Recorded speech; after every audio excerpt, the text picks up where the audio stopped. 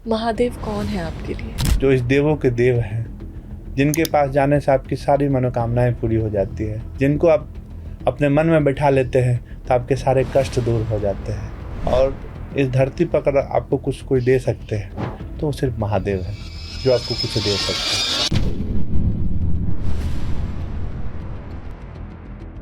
और ऐसे बहुत लोग हैं विक्रम जी जो बहुत कर्म कर रहे हैं और उन्हें फल नहीं मिलता। वो उनकी दिशा सही नहीं है, उनकी दिशा सही नहीं है। वो दिशा जिस दिशा में वो, तो मनुष्य को भी पता है कि अच्छा क्या है बुरा क्या है। ये जो अपने अंदर का अहंकार है, अपने अंदर की सोच है, समझ गए, हर मनुष्य बड़ा है। अच्छा वो है जो कम बुरा है। नकारात्मक सोच वाले व्यक्ति क्या कभी ईश्वर के करीब जा सकते हैं? और ईश्वर के करीब जाना क्या अगरबत्ती जलाना और भजन करना है? नहीं, हम तो जो मंदिर में जाते हैं ना, हम सब कुछ सीखते हैं वहाँ, हम सब चीज़ सारी बातें करते हैं, सब कुछ देख रहे हैं। मंदिर से बाहर दूसरे की माँ को जब हमने भगवान मानना शुरू कर दिया, जब हमने दूसरे के पिता को भगवान मानना शुरू कर दिया, जब हमने दूसरे के शिक्षक को भगवान मानना शुरू कर दिया, और जिस दिन हमने दूसरे के भगवान को भी भगवान मानना शुरू कर दिया, उस दिन हम जो है जीवन की सारी सच्चाई को बहुत बड़ी बात है। कंधे से ऊंची छाती नहीं होती जी। धर्म से ऊंची जाति नहीं होती। दिया नहीं रहेगा तो बाती का क्या काम, धर्म नहीं रहेगा तो जाति का क्या काम। हेलो एवरीवन, नमस्कार। मेरा नाम तुषारिका शर्मा है। हमारे पॉडकास्ट के एक और खूबसूरत, अद्भुत और अद्वितीय अंश में आप सबका स्वागत है। आज तक मैंने कभी अद्भुत और अद्वितीय शब्द का इस्तेमाल नहीं किया, मगर आज क्यों? आज इसलिए क्योंकि आज मैं एक ऐसे व्यक्ति के साथ बैठी हूँ। आज आप एक ऐसे व्यक्ति का साक्षात्कार करेंगे जो आध्यात्म की बात करते हैं इस भौतिक जीवन में रहते हुए भी। हम आज उनके बारे में बात करेंगे जिनके लिए श्रद्धा और प्रेम हम सबके मन में है, शिव। आज हम समाज के बारे में बात करेंगे। आज हम बात करेंगे भक्ति है क्या। आज हम आजकल जो ये धर्म और जाति को लेकर भेदभाव चल रहा है उसके बारे में बात करेंगे। आज हम हमारे बारे में बात करेंगे। आज हम बात करेंगे असली धर्म के बारे में, संस्कृति के बारे में, परंपरा के बारे में।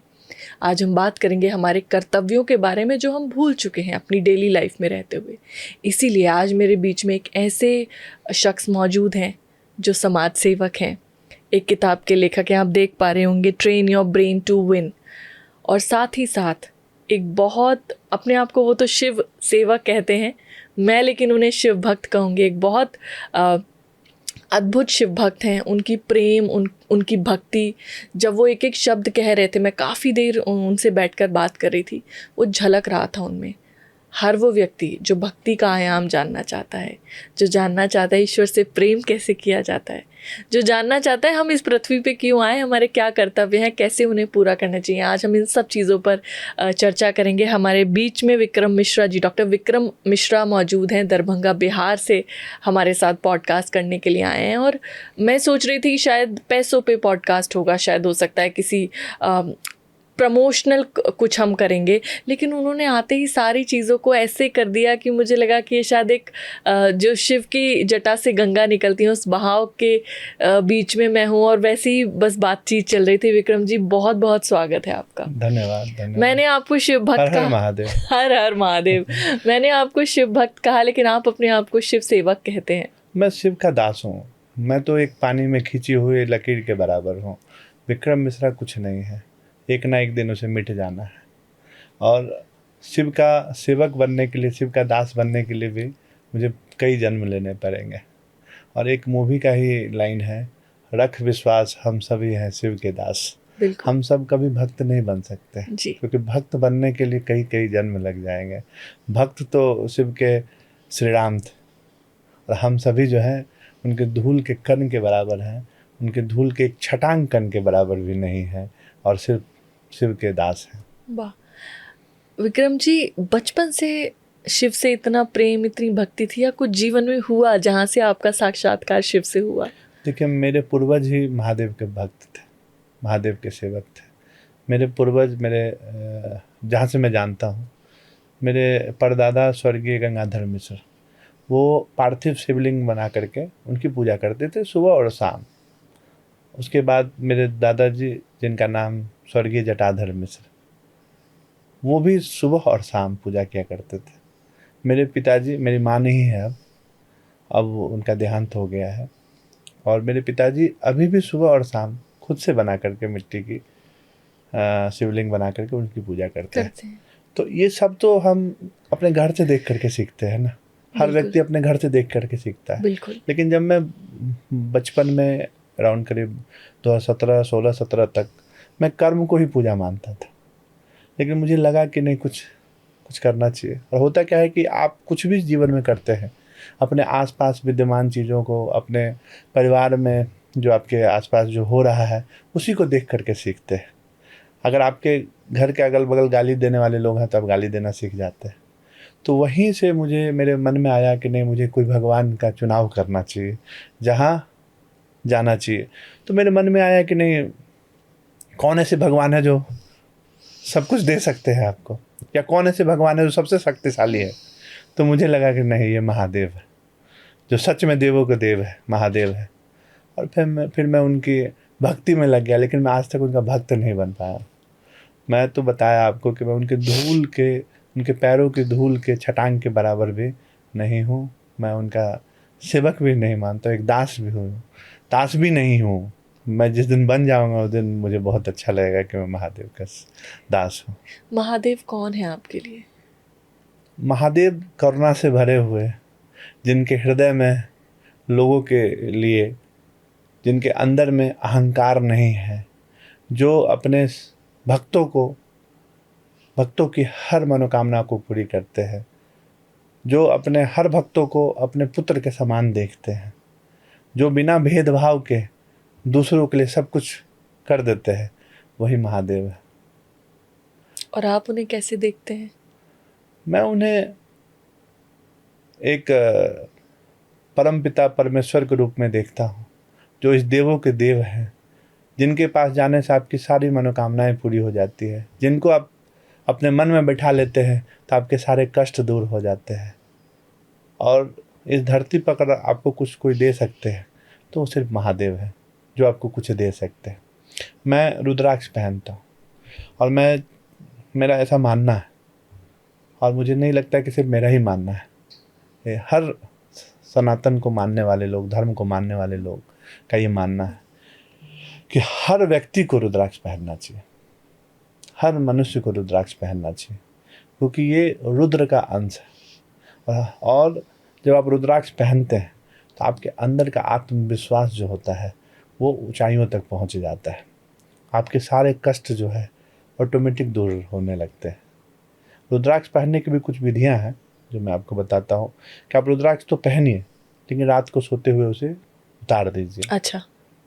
आप जब नहाने जाते हैं तब उसे उतार दीजिए, और जब आप किसी के छठी संस्कार में जाते हैं तब उसे उतार दीजिए, और जब किसी के स्मशान घाट वगैरह में जाते हैं तब उसे आप उतार दीजिए, क्योंकि वो एनर्जीज लेता है।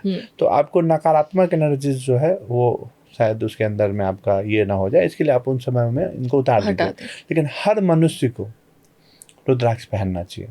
और मेरे साथ ऐसी कई घटनाएं हुई है जब मुझे लगा है कि सच में, क्योंकि मैं रात में उतार करके सो जाता हूँ। एक बार क्या हुआ था कि मेरा घर जो है वहाँ मेरी माँ नहीं है, तो मेरे पापा ही रहते हैं सिर्फ अकेले, और मैं एक रात सो रहा था तो मैंने उतार दिया। मेरा 1st फ्लोर पे रूम है। मुझे भूतों से डर नहीं लगता है, किसी चीज़ से डर नहीं लगता है, लेकिन उस रात मुझे डर लग रहा था, पता नहीं क्यों। मैंने एक रुद्राक्ष लिया, पहन लिया, मेरी अच्छी नींद आ गई। रात के 12-1 बज रहे थे, सारा डर समाप्त हो गया। ये जो रुद्राक्ष है ना, वो आपको जीवन में वो आत्मविश्वास देता है जो आपको ना तो सोना दे सकता है, ना चांदी दे सकता है, ना हीरा दे सकता है। मैं जब आपसे बात कर रही हूँ तो मुझे वो महसूस हो रहा है, आपको इतना प्रेम है महादेव से। कभी मिले आपको, किसी क्षण ऐसा महसूस हुआ, या कभी आपने उनसे इच्छा जाहिर की महादेव साक्षात्कार करना चाहता हूँ, देखना चाहता हूँ, मिलना चाहता हूँ आपसे? आप जिससे प्रेम करने लगते हैं, उनको हमेशा आप चाहते हैं कि वो आपके करीब हो, आप उन्हें देखें, आप उन्हें समझें। मेरे साथ क्या हुआ था कि मैं मनाली गया हुआ था, और वहाँ से मैंने सोचा कि महादेव, मैंने आपको आज तक देखा नहीं है। आपके मन में इच्छा मन में जागृत इच्छा हुई। जागृत हुई। हर मनुष्य के मन हाँ, में इच्छा बिल्कुल जागृत होती है, बिल्कुल। क्योंकि मनुष्य ही है, उसके अंदर में वो सब कुछ है। हाँ बिल्कुल। करना है, दया है, लोभ है, पाप है, हर कुछ उसके अंदर में व्याप्त होती है। उसके अंदर में वो आशा जागृत रहती है। तो मैंने कहा, हे महादेव, मैंने आपके दर्शन नहीं किए हैं। मैं और मेरी पत्नी आ रहे थे, और सुबह का 5 बज रहा था। हमने 7 फीट ऊंचा मृगछाल पहने हुए, हाथ में त्रिशूल लिए हुए, पीछे से हमने देखा उन्हें, और देखा, और वो चल रहे थे हमारे साथ साथ। वो अंतर ध्यान हो गए। मेरी वाइफ ने कहा, करे आप शिव भक्त हैं, आपको दिखना चाहिए था, मुझे क्यों दिखे। मैंने बोला, ऐसा नहीं है। हमें लगता है कि हम शिव भक्त नहीं हैं या शिव भक्त हैं, हम सभी के अंदर शिव विद्यमान है। उस दिन जब हमने उनको देखा तो मेरे मन में आया कि भगवान, मैंने आपको तो देखा, लेकिन आपसे साक्षात्कार नहीं हुआ, आपसे बातें बातचीत नहीं नहीं हुई, हुई। हाँ बातचीत नहीं हुई। हाँ काश बातचीत होती है हाँ आपसे। हम लोग उज्जैन गए हुए थे। हाँ। उज्जैन की एक ये छोटी कब सी, की बात है? ये बात होगी मुझे लगता है 2022 की। अच्छा, ठीक। हम लोग उज्जैन गए थे। उज्जैन से पूजा करके, और ऐसा होता है, मैं ऐसा मानता हूँ कि जिसको आप दिल से चाहने लगेंगे तो वो आपको दिखने लगते हैं। आप जैसे मेरे साथ होता है कि मैं कभी कभी आंखें मूंदता हूँ तो महादेव ही दिखते हैं। वो हर के साथ है। आप जिस भगवान को मानेंगे, सच्चे दिल से मानेंगे, आंख बंद करेंगे तो वही दिखाई देगा। मतलब उस दिन मुझे एक बूढ़े से दिखाई दे रहे थे, और कमज़ोर से महादेव दिखाई दे रहे थे। मेरे मन में बार बार आ रहा था कि महादेव मुझे कमज़ोर क्यों दिख रहा है, ऐसा क्यों दिख रहा है। जब हम पूजा करके बाहर निकले गर्भगृह से बाहर, तो हमें एक अघोरी बाबा मिले। तो हम 3 लोग तो गए उनके पास, मैं, मेरा दोनों बेटा गया उनके पास। और उनके पास जैसे ही गए, उनको प्रणाम किए, तो वो 3 भभूत दिए हम लोग को। चौथा उन्होंने नहीं दिया, 3 ही दिया। बोला, जाओ, तुम्हारे साथ कुछ नहीं होगा। मुझे लगा ऐसे यूजुअल है, किसी ने दे दिया है। फिर हमने सुन लिया उनको, और वहाँ से चले गए। मेरी पत्नी नहीं आई थी साथ में। हम लोग जब वहाँ से निकले तो वो 3 भभूत मेरे मेरे जेब में, मेरे बड़े लड़के के जेब में और छोटे लड़के के जेब में था। और एक एक्सीडेंट हो गया हमारा, बहुत भयानक एक्सीडेंट। उसमें 2 लोग को ही चोट लगा, एक मेरी वाइफ और एक ड्राइवर। और उतने भयानक एक्सीडेंट में हम तीनों को कुछ नहीं हुआ। और जब हम लोग हॉस्पिटल गए, मेरी वाइफ का ट्रीटमेंट चला, ऑपरेशन हुआ, वो सुरक्षित है, उसमें हम सुरक्षित हो गई थी। सब महादेव ने ही सुरक्षित किया, सब उन्होंने किया। जब सारी चीज़ों को हमने सीक्वेंस में डाला, तो जिनको हम उस दिन देख रहे थे और जिन्होंने हमें भभूत दिया था, वो वही महादेव का रूप थे। क्योंकि उसके बाद भी एक आदमी गया था, मैंने उनसे बोला था कि आप जाइएगा वहाँ, देखिएगा, अगर वो अघोरी मिलेंगे तो मेरे तरफ से धन्यवाद कह दीजिएगा उनको। लेकिन वो वहाँ नहीं मिले। तो होता क्या है कि हम महादेव को अपने जीवन में, हर व्यक्ति महादेव को अपने जीवन में उतार लेता है। महादेव तो हमारे इर्द गिर्द ही होते हैं, हमारे मन के अंदर होते हैं, हमारे आसपास होते हैं। तो उस घटना ने हमें मतलब अंदर से झकझोर दिया कि मैं महादेव को देखा। तो अब मैं बोलता हूँ कि हे महादेव, मैंने आपको देखा। एक बार तो मनाली चंडीगढ़ हाईवे पर देखा, दूसरी बार मैंने आपको उज्जैन में देखा, एक बार बात भी हुई। लेकिन भगवान, अगर वे मेरा बचा हुआ है, मेरा समय बचा हुआ है, तो उस समय मैं भगवान से एक बार मिल करके, पहचान करके उनसे मिलना चाहता हूँ कि आप ही महादेव हैं, आप ही सब कुछ है। बहुत बढ़िया। तो विक्रम जी, आपने अपने यहाँ पर एक लोगों की मदद से, अपनी इच्छा से और अपनी भक्ति से एक मंदिर भी आपने बनाया है वहाँ पर। इसके पीछे क्या आपका उद्देश्य था? देखिए, क्या हुआ कि 2018 में जब मेरे मन में आया कि किसी भगवान को पूजना चाहिए, बिना भगवान भक्ति के संसार में कुछ नहीं है। आप कुछ नहीं। बिल्कुल। आप सोचते हैं कि नहीं, भगवान नहीं कर रहे, हमारे कर्म से हो रहा है। ऐसे बिल्कुल गलत है। कर्म से तो हो ही रहा है, लेकिन भगवान ही तो हमें कर्म करना सिखाते हैं। और ऐसे बहुत लोग हैं विक्रम जी जो बहुत कर्म कर रहे हैं और उन्हें फल नहीं मिलता। वो उनकी दिशा सही नहीं है। उनकी दिशा सही नहीं है। वो दिशा, जिस दिशा में वो चलते हैं, वो दिशा सही नहीं है। क्योंकि सूखे तिनके से नैया पार नहीं होती, मेहनत करने वाले की कभी हार नहीं होती। बिल्कुल। तो जो मेहनत करते हैं, जिसकी दशा सही है, जिसकी दिशा सही है, हम जानते हैं कि मेहनत तो मजदूर भी बहुत करता है, लेकिन उसकी दिशा सही नहीं है, वो उसकी दिशा सिर्फ इतनी है कि सुबह शाम 8 घंटे 12 घंटे पत्थर तोड़ने हैं, ये मेहनत करना, वो मेहनत करना है। जिस दिन वो दिशा चेंज कर लेगा उस दिन वो सफलता की ओर चला है। लेकिन आप एक चीज़ देखेंगे, आप घर में देखेंगे, कहीं भी देखेंगे, मेरा ये मानना है कि अगर वो मजदूर है या कोई है, वो भगवान से नहीं जुड़ा हुआ है, वो भक्ति नहीं कर रहा है। हर सफल मनुष्य, मैं केदारनाथ गया था और मैं हर साल केदारनाथ जाता हूँ। जैसे ही मैं केदारनाथ पहुँचा, देखा मुकेश अंबानी आए हैं वहाँ पर। आप समझ सकते हैं, भारत के सबसे अमीर व्यक्ति वो महादेव की शरण में, और वहाँ आकर के 250 करोड़ का दान दे के चले जाते हैं। सीखना है तो हमें ऐसे लोगों से सीखना चाहिए। उन्हें क्या भक्ति की आवश्यकता है या उन्हें क्या धर्म की आवश्यकता है। हर सफल मनुष्य भक्ति से जुड़ा हुआ है, ईश्वर से जुड़ा हुआ है और महादेव से जुड़ा हुआ है। और जो ये चीज को सीख गया है उसे किसी विद्यालय की आवश्यकता नहीं पड़ती है। ये सब व्यवहारिक ज्ञान है, ये तो सिंपल ज्ञान है, हमें दूसरों से सीखना चाहिए। बिल्कुल। लेकिन दिक्कतें कहाँ आती है ना, हम मंदिर जाते हैं, मंदिर की घंटियां बजाते हैं और बाहर निकल करके कोई हमसे 10 रुपये मांगता है, मुंह फेर लेते हैं। बाहर आकर के कोई किसी कमजोर व्यक्ति पर अन्याय कर रहा है, वहां देख करके आंखें फेर लेते हैं।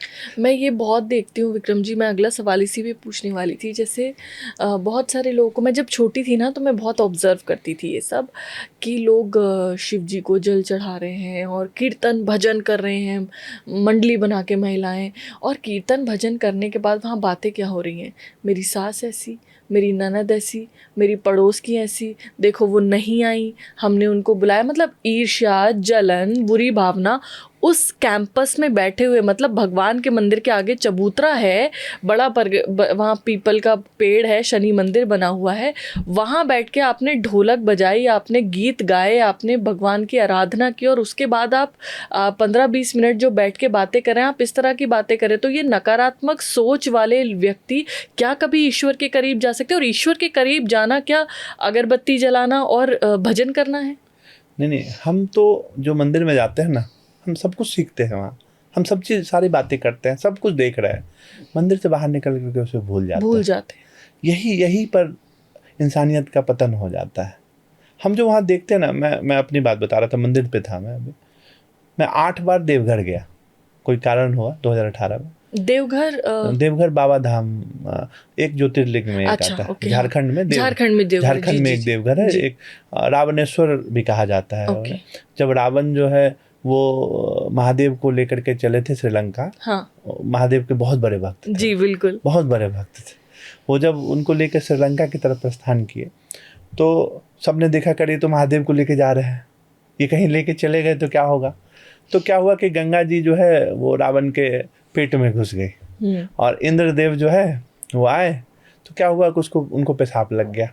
रावण को पेशाब लगने से क्या हुआ कि रावण जो है बोला कि बोले बाबा कह दिए थे, अगर तुम मुझे उतारोगे तो मैं उस वहाँ से हिलूंगा नहीं। और रावण को पेशाब लग गया।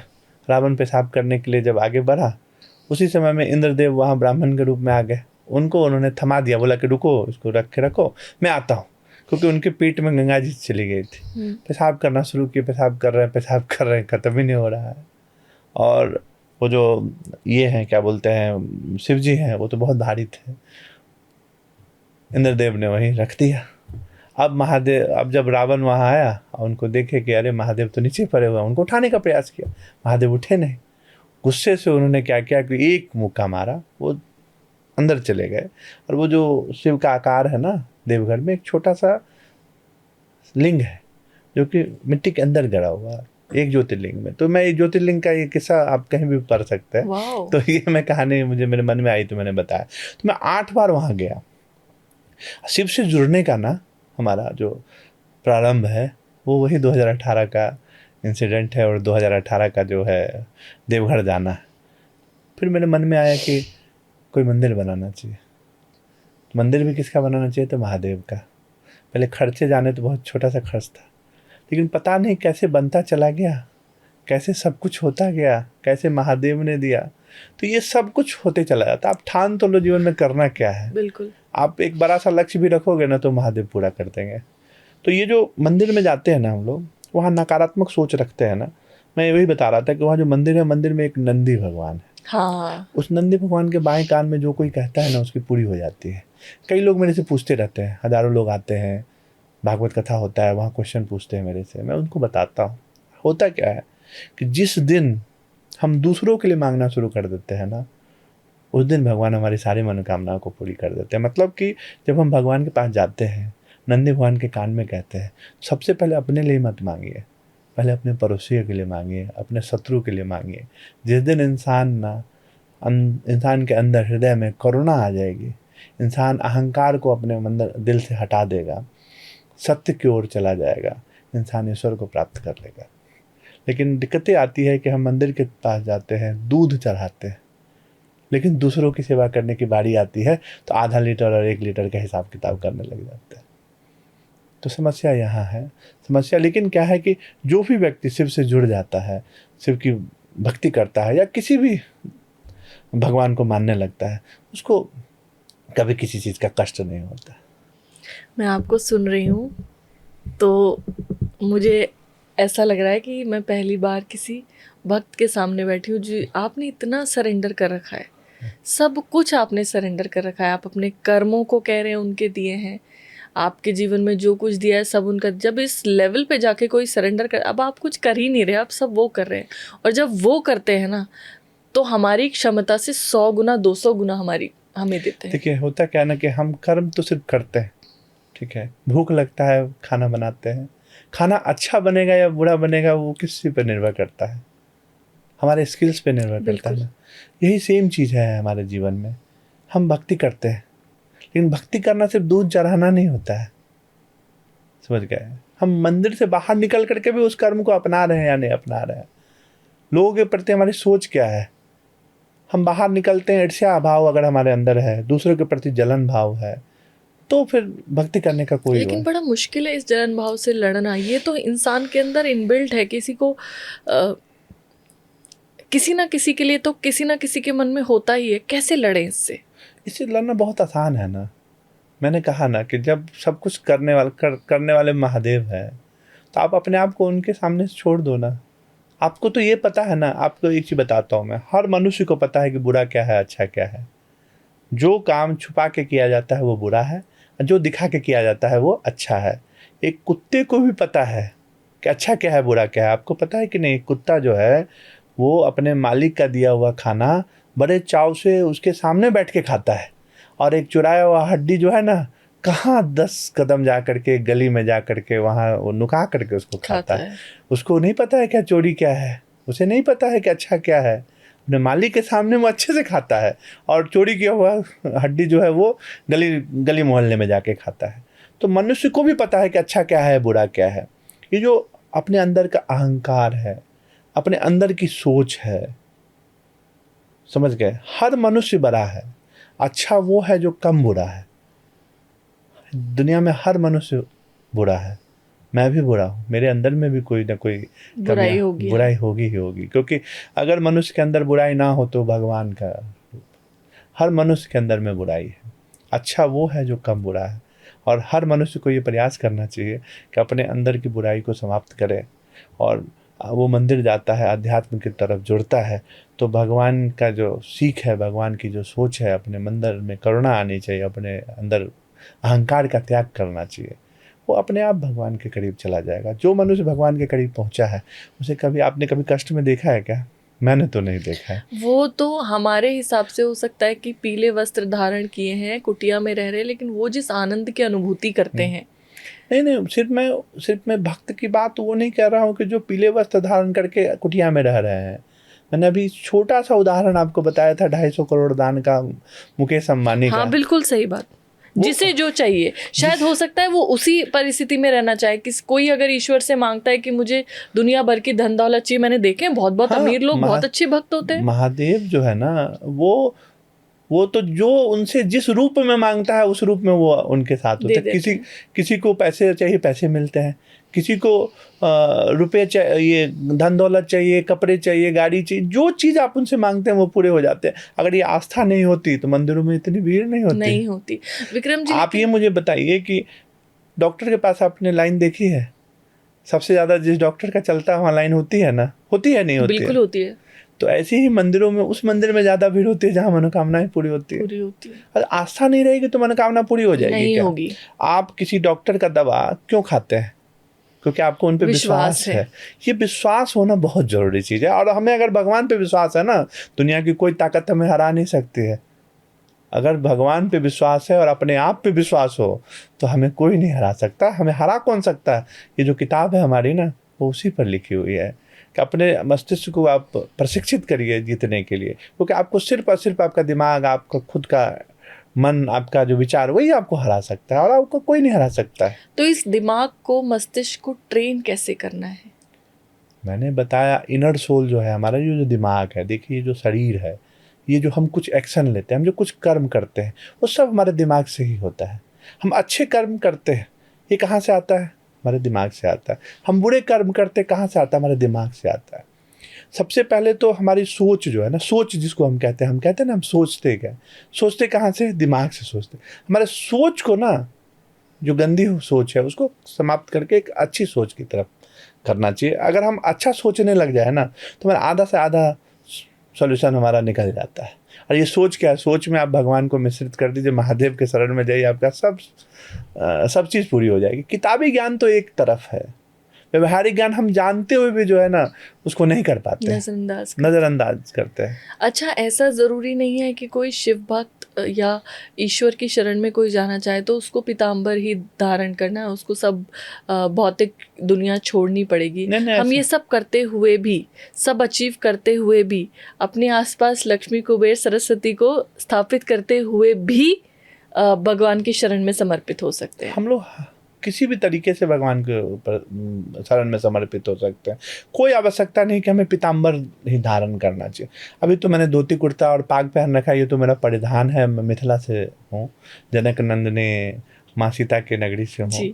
और क्या है कि हम जिस देश में जन्म लिया है हमने, वो विविधता में एकता का देश है। भारत जो है ना, वो उत्तर से दक्षिण, पूर्व से पश्चिम, हर जगह आपको विविधता देखने को मिलेगी।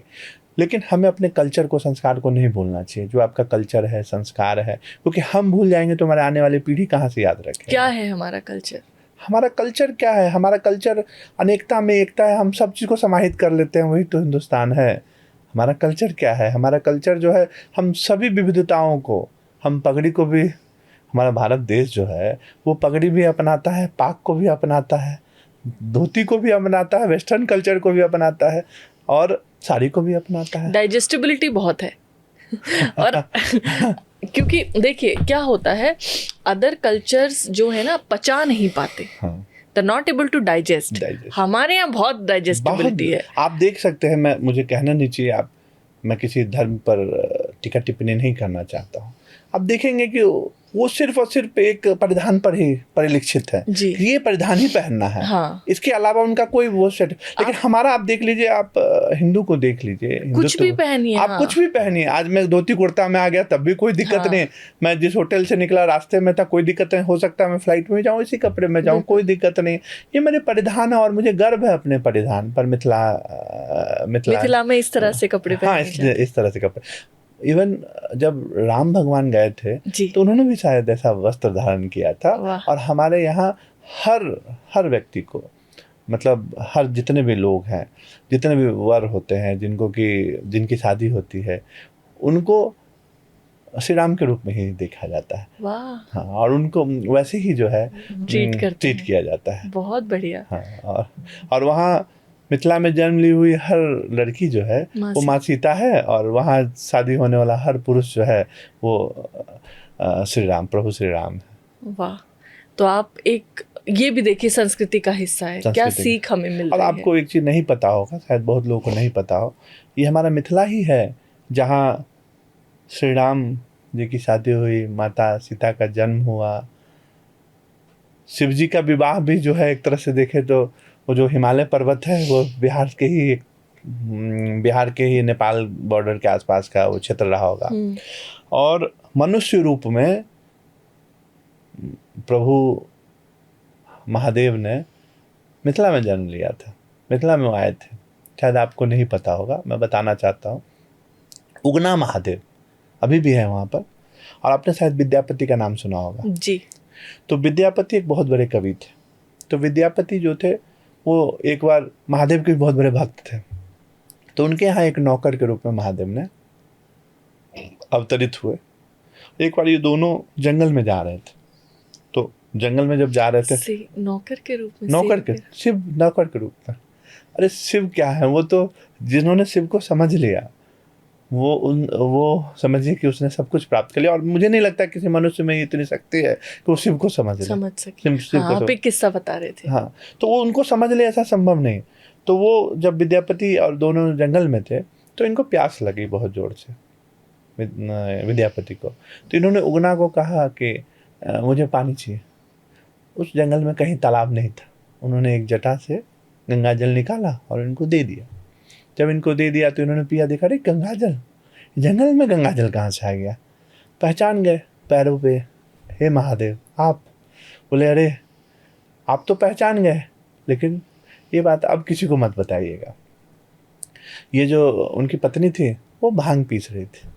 भांग पीसते पीसते कुछ ऐसा संवाद हुआ, उन्होंने लोढ़ी बोलते हैं हम लोग, उधर सिलौट है उसको लोढ़ी बोला जाता है। लोढ़ी उठाया और उगना की तरफ दौड़े मारने के लिए। पत्नी उनकी थोड़ी सी क्रोधित हो गई। विद्यापति ने देखा, बोला हे ये तो महादेव है, आप क्या करने जा रहे हैं, ये तो महादेव है। बस तुरंत अंतर्ध्यान हो गया। विक्रम जी, आप भक्ति के बारे में बहुत सारी चीजें, भक्ति करने का कोई तरीका है? देखिए भक्ति करने का कोई तरीका नहीं। पता है आपको एक चीज मैं बताता हूँ, महादेव जो है ना, जो चीज को सबने त्याग दिया है, जिसकी कोई पूछ नहीं है, उसको ग्रहण कर लेते हैं। बिल्वपत्र को क्या काम है, एक तो पत्ता ही है। धतूरा जो आपको बौरा देता है, हाँ। वो भी वो ग्रहण कर लेते हैं। भांग फेंका हुआ है, कहीं भी उग जाता है, उसको वो ले लेते। कनेर का फूल क्या है, जल, एक लोटा जल सब समस्या का हल। सच्चाई है ये सत्य है। आप अपने आप को ये विश्वास रखिए कि आपके मन में अगर शिव है, आपकी कैसी भी परिस्थिति क्यों ना हो, एक लोटा जल जाके चढ़ाइए। दिक्कतें कहाँ आती है पता है, हम एक लोटा जल आज चढ़ाते हैं, कल से सोचने लगते हैं कि मेरा चमत्कार क्यों नहीं हुआ। एक दिन में चमत्कार होता है क्या? बच्चे को IAS बनने में भी 21 साल लग जाते हैं। 21 साल के अथक प्रयास के बाद कुछ बच्चे सफल होते हैं कि नहीं होते? बिल्कुल बिल्कुल। क्या सारे सफल हो जाते हैं? अगर जिस दिन हम अपने आप से ना शिकायत करने लगते हैं, हम दूसरों मतलब भगवान से शिकायत करना शुरू कर देते हैं, अरे मैंने तो एक लोटा जल चढ़ाया पूरा नहीं हुआ, क्या एक दिन में पूरा हो जाएगा क्या? भगवान पे विश्वास होना तो सदियों लग जाते हैं, किसी का पहले पूरा हो जाता है, किसी का बाद में पूरा होता है। मुकेश अंबानी महादेव की भक्ति करते होंगे, तभी तो वो जाते होंगे केदारनाथ। इस बार तो मैंने उनको भी देखा था, अडानी को मैंने ऊपर वहाँ देखा था। जिस दिन मैं पहुँचा था उस दिन अडानी पहुँचे थे। मैं बार बार वहाँ जाता हूँ, समझ गए? तो होता क्या है ना कि हम क्या लेके जाते हैं महादेव के पास, आपको पता है, आप पूरे प्रसाद भी नहीं चढ़ा सकते महादेव को, आप प्रसाद नहीं चढ़ा सकते। हाँ, कुछ है हाँ, ही नहीं। हाँ, है ही नहीं। हम सच में, आपने कभी महादेव का प्रसाद खाया है क्या? आपने जो प्रसाद खाया होगा ना, वो माता पार्वती का होता है, गणेश जी का होता है। महादेव को तो फूल पत्ते जो सबने त्याग दिया, जिसमें कोई खर्च ही नहीं है। हाँ। अब तब हम वो नहीं कर पाते हैं, बताइए। हम तब भी नहीं उनकी कर पाते हैं। सही बात। और शिकायत किससे? शिकायत तो महादेव से शिकायत करने लग जाते हैं, अरे उन्होंने पूरा नहीं किया। भगवान सच्चे मन से मांगी हुई हर मुराद को पूरी करते हैं। और ऐसा बिल्कुल भी नहीं है। मैं आपको बताता हूँ, हो सकता है मैं शैव धर्म को मानता हूँ, आप हो सकता है वैष्णव हो, कई लोग कुछ और हो, लेकिन क्या है पता है, आप महादेव की भक्ति करके देखिए। आप जब करेंगे ना तो आपको लगेगा कि कुछ दिन के बाद भगवान जो है ना वैष्णव की तरफ धकेल रहा है, आपको ना विष्णु भगवान की तरफ धकेल रहा है। कह रहे अरे तुमने तो मेरा कर लिया, अब जाओ उधर जाओ, थोड़ा दिन के लिए जाओ। तो महादेव क्या है? अरे वो देवों के देव हैं, तभी तो वो महादेव है। बिल्कुल। आप बताइए, आपने कभी एक चीज देखा है, एक बच्चा जिसके पिता नहीं है और एक बच्चा जिसके पिता है, आप कभी दोनों का वो करके देखिएगा। जिसके पिता है ना, वो आत्मविश्वास से भरा हुआ, उसके पास वो सब कुछ है, उसके पास वो जीवन में हर चीज है, वो पता है वो क्या नहीं प्राप्त कर सकता है, ऐसी उसके अंदर में आत्मशक्ति है, वही महादेव। महादेव को जो परम पिता परमेश्वर के रूप में मान लेता है ना, उसके अंदर वो सब कुछ आ जाता है। वो सारी परिस्थिति और स्थितियों से जो है अपने आप को निकाल लेता है और वो सब कुछ प्राप्त कर लेता है। विक्रम जी, आप से बातचीत मैं कर रही हूँ ना, तो मुझे बहुत अलग अलग तरह की अनुभूति हो रही है। मुझे पूरी उम्मीद है जो आज इसे सुन रहे होंगे उन्हें भी हो रही होगी। कभी हम बिजनेस के बारे में बात करते, कभी फाइनेंस के बारे में, कभी हेल्थ के बारे में, कभी एस्ट्रोलॉजी के बारे में। आज पहली बार कोई भक्त भक्ति के बारे में बात कर रहे हैं, शिव के बारे में बात कर रहे हैं। आपसे एक और मुझे सवाल पूछना है। आप तो बिहार से आते हैं, एक हिंदू हैं, ब्राह्मण परिवार से आते हैं। आप ब्राह्मण किसे मानते हैं? आजकल मैं बहुत हैशटैग ट्रेंड होते हुए देखती हूँ, बहुत सारे नारे देखती हूँ। आप किसे ब्राह्मण मानते हैं? और क्या आपको लगता है, जैसे अभी बहुत सारे लोग हैं वो पहले से चलता आ रहा है, ऐसा कहते हैं कि यही लोग पूजा कर सकते हैं, यही पूजा। आप क्या सोचते हैं इन सब चीज़ों के बारे में? मेरा जन्म तो 84 में हुआ था, 1984 में। ना तो मैंने महादेव से कहा होगा और ना तो भगवान से मांगा होगा। बिल्कुल। और मेरा जन्म तो एक इंसान के रूप में हुआ था, और शायद 5-7 साल का हुआ होगा तो पता होगा कि ब्राह्मण परिवार में जन्म हुआ। ना तो भी मैंने मांगा था। देखिए, ब्राह्मण जो है ना, ब्राह्मण ब्रह्मा का अंश है। हर व्यक्ति ब्राह्मण है। मैं तो ब्रह्मा ने सारे व्यक्ति का संरचना किया ना, चाहे वो शूद्र से हो, चाहे वो राजपूत हो, चाहे वो ब्राह्मण हो, चाहे वो यादव हो, हर जाति जो है ना वो ब्रह्मा का अंश है जी। और हर व्यक्ति ब्राह्मण है।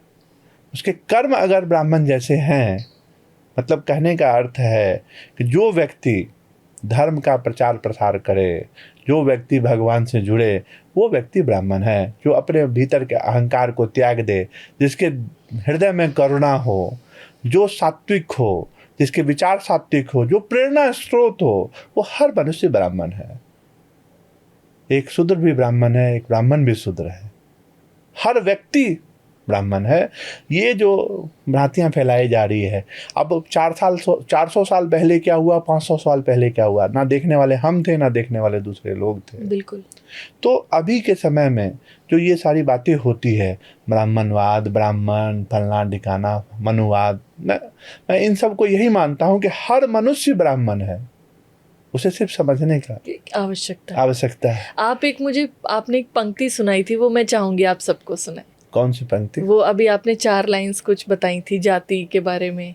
हाँ, मैंने एक सुनी थी। जैसे कहने का मतलब, मैंने सुना ही बातें मैं आपसे कर रहा हूँ। जैसे देखिए, सारी बातें व्यवहारिक होती है और ये हमारे इर्द गिर्द ही होती है। हम दूसरों से ही सीखते हैं। वो ये था कि कंधे से ऊंची छाती नहीं होती जी, धर्म से ऊंची जाति नहीं होती, दिया नहीं रहेगा तो बाती का क्या काम, धर्म नहीं रहेगा तो जाति का क्या काम। बिल्कुल। सबसे ऊंचा हमारा धर्म है।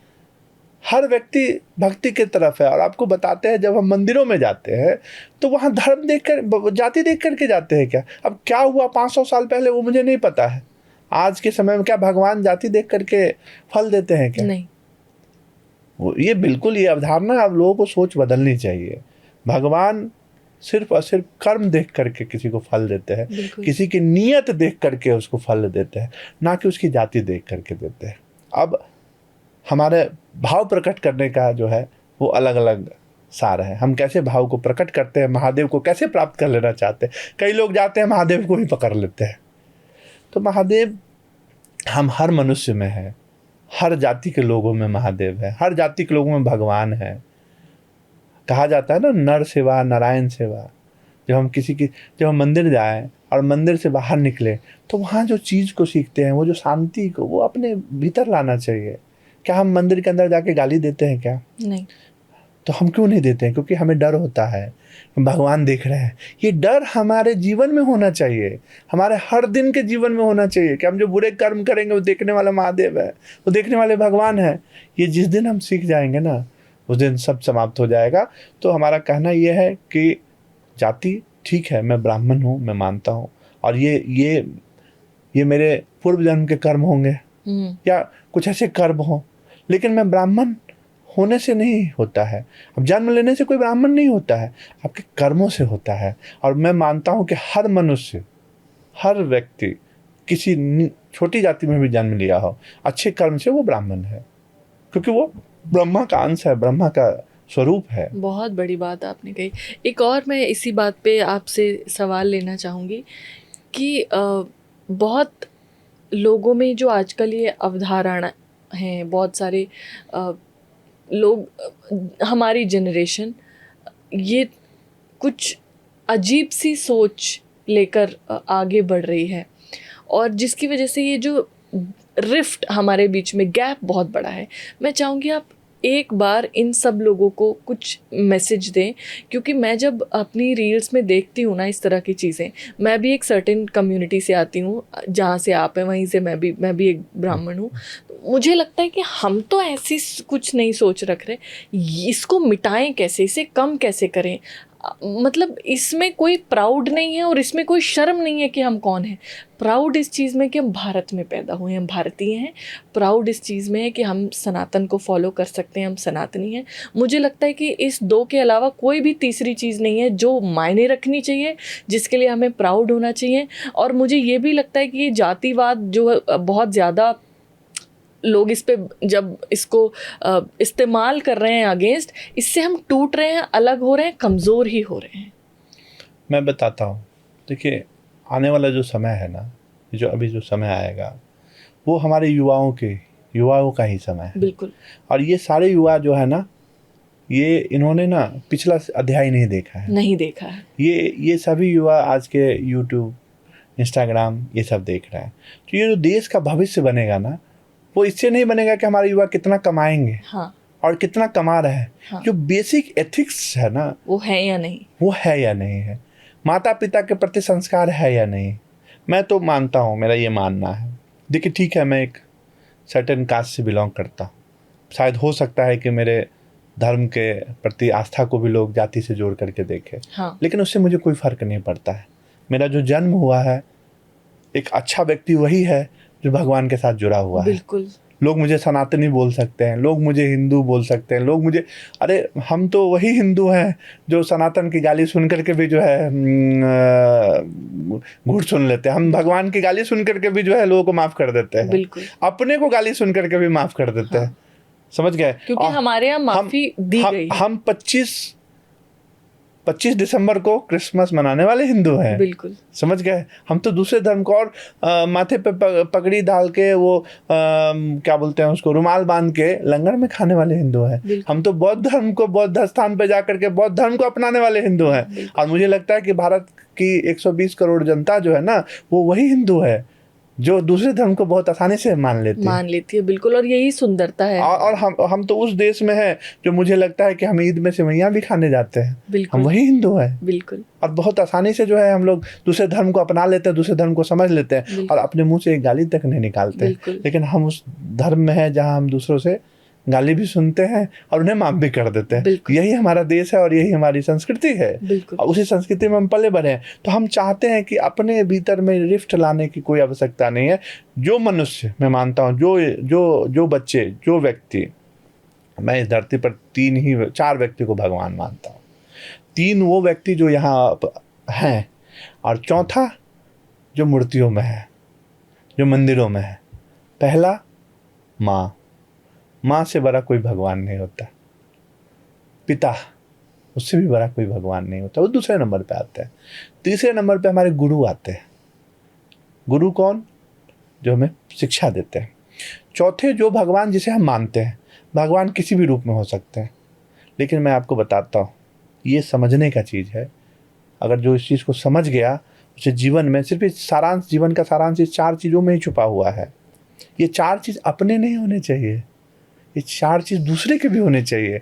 दूसरे की माँ को जब हमने भगवान मानना शुरू कर दिया, जब हमने दूसरे के पिता को भगवान मानना शुरू कर दिया, जब हमने दूसरे के शिक्षक को भगवान मानना शुरू कर दिया, और जिस दिन हमने दूसरे के भगवान को भी भगवान मानना शुरू कर दिया, उस दिन हम जो है जीवन की सारी सच्चाई को मान लेते हैं। बहुत बड़ी बात आपने। और होता क्या है ना कि हम इन सब से वो पर जो रिफ्ट आ रहा है ना, सिर्फ इसी 4 चीज़ों में वो उलझा हुआ रिफ्ट है। हम जिस दिन दूसरे के माता पिता तो किसी जाति के हो सकते हैं, किसी धर्म के हो सकते हैं, तो हम दूसरे के माता पिता को भगवान के रूप में देखें, दूसरे के भगवान को भी भगवान के रूप में देखें। और मुझे मानना है कि बहुत लोग देखते हैं, बहुत लोग देखने का प्रयास कर रहे हैं, जो रिफ्ट फैला रहे हैं वो एक समय आएगा कि जो समझ जाएंगे। बिल्कुल, क्योंकि हम लोग जन्म तो कलयुग में लिए है ना, हम सतयुग में नहीं जी रहे हैं, आपको पता होना चाहिए। कलयुग में जो है, कलयुग जो है वो पाप का ही तो वो है। और अगर लोग पाप नहीं करेंगे तो आपको एक कहानी सुनाता हूँ, बहुत छोटा सा कहानी है, शायद ये हो सके, महादेव के विषय में ही है, और अक्सर आप गाना में सुनते होंगे वो कहानी। एक बार एक चोर था, उसकी मौत निश्चित थी, उसका मौत होने वाला था, यमराज आने वाले थे, उसकी मौत निश्चित थी। वह चोर एक शिवालय में घुस गया, और शिवालय में घुस करके और शिवलिंग के ऊपर में पैर रख करके और घंटा काट रहा था। ऊपर जो घंटा लगा होता, कई कई शिवालय में ऊपर में ही घंटा होता, काट रहा था। सोचा इसको काट करके ले जाएंगे, इसको बेच देंगे। तभी यमराज ने प्रकट होकर के उसका प्राण हरने के लिए, मतलब जैसे ही आगे बढ़े, महादेव प्रकट हो गए। बोला, अरे जिसने स्वयं को मुझे समर्पित कर दिया, तुम उसको कैसे प्राण हर सकते हो? और महादेव को महाकाल भी कहा गया, आपको पता है ना। कालों के काल, काल कौन है? यमराज है। और महाकाल कौन है? महादेव है। अगर वो चाह ले, महादेव चाह ले, तो काल को भी हर लेंगे। तो ये चीज़ें हैं। तो आने वाला जनरेशन जो है वो सब समझ जाएंगे क्या होता है ना। आप ये बताइए कि भक्ति से भी हम कब जुड़े? 2018 में जुड़े। मेरी उम्र कितनी रही होगी? लगभग 34-35 साल रही होगी। तो समय पर ही सब कुछ होता है ना। एक बच्चा भी जो है IAS बनने के लिए 21 वर्षों का संघर्ष करना पड़ता है उसे। तो समझ आएगी, समय आएगा, सब समझेंगे। और जिस दिन दूसरों के माता पिता को अपना माता पिता समझ लेंगे, समय बदल जाएगा। जिस दूसरों के भगवान को, भगवान का तात्पर्य आप समझ सकते हैं, ईश्वर, अल्लाह, और सबसे है हमारा बौद्ध को। जब हम बौद्ध को भगवान मान करके भगवत की पूजा, आपको पता होना चाहिए, गया जाएंगे जी, तो आपको बौद्ध को दर्शन करने वाले लोग आपको बौद्ध धर्म से ज्यादा मिलेंगे। हाँ, बिल्कुल। और आप गुरुद्वारा देख लीजिए, गुरुद्वारा में आपको ये जो है क्या बोलते हैं, ज्यादा लोग आपको हिंदू। मैं अमृतसर गई हूँ, आप नहीं, सब लोग जी अपना, सब लोग जाते हैं और अच्छे से मतलब वो करते हैं जी। तो ये चीज है। हम तो उस देश में है जहाँ, एक देश में, आप कोई देश का नाम बता दीजिए जहाँ पर 4 या 5 धर्म के लोग निवास करते हो। इतना पीसफुली नहीं, लड़ाई झगड़ा चलता रहता है उनके बीच में। हम तो जानते हैं ऐसे देशों को। हम तो देखिए, बहुत सारी चीजें हैं नकारात्मक जो चीजें हैं वो आप सोशल मीडिया पे देखेंगे, लेकिन कभी सकारात्मक पहलू को भी तो देखिए। बिल्कुल, वो भी जरूर। सकारात्मक सोशल मीडिया क्या है? वो आज है, कल बंद हो सकता है, परसों कुछ भी हो सकता है। सकारात्मक चीज क्या है? जो हमारे इर्द गिर्द दिखता है। मैं एक छोटा सा कहानी बताता हूँ। देखिए, मेरा तो भाईचारा, मैं तो हर धर्म को उतना ही वो करता हूँ। हाँ। एक बार UGC आया था, तो मैं कुछ दिनों के लिए ना एक जगह था, वो था, मैं गुवाहाटी में, डिब्रूगढ़ में था। उस दिन मुझे निकलना था, और मैं जिसके घर में रह रहा था ना, वो मुस्लिम का ही घर था। और मैं जब वहाँ से निकला तो वो हो गया, क्या बोलते हैं, बहुत सारा तोड़ फोड़ हो रहा था। अब मुझे स्टेशन पहुंचना बहुत ज़रूरी था। ये 2018-19 की घटना, 19 या 20 की घटना हो गई। मैंने उनको फ़ोन किया, उनके पास एक बोलेरो गाड़ी थी, वो लेके चले आया, मुझे स्टेशन तक छोड़ा। मैं बोला, इतना तोड़ फोड़ हो रहा है, आप कैसे जाएंगे? बोला, अरे सब ठीक हो जाएगा। मतलब मैं ये इंसानियत की बात बता रहा हूँ। देखिए, ऐसा नहीं है कि कोई धर्म, कोई इंसान कभी बुरा नहीं होता है। देखिए, बुराइयाँ, मैंने आपको क्या कहा, हर इंसान बुरा है, अच्छा वो है जो कम बुरा है। धर्म के लोग, ऐसा नहीं है कि वो धर्म के लोग बुरे हैं, वो धर्म के लोग बुरे हैं, ऐसा कुछ नहीं है। हाँ, परसेंटेज कितना है इस पर निर्भर करता है, हमारे भीतर की सोच कितनी है उस पर निर्भर करता है। हम तो बताए कि हम लोग वो हिंदू हैं कि 25 दिसंबर को क्रिसमस बहुत चाव से मनाते हैं। बिल्कुल, बहुत बड़ी बात आपने कह दिया। मुझे लगता है कि इसके बाद जो आज इस पॉडकास्ट को सुन रहे होंगे, कहीं ना कहीं सोच में एक सकारात्मक बदलाव आएगा।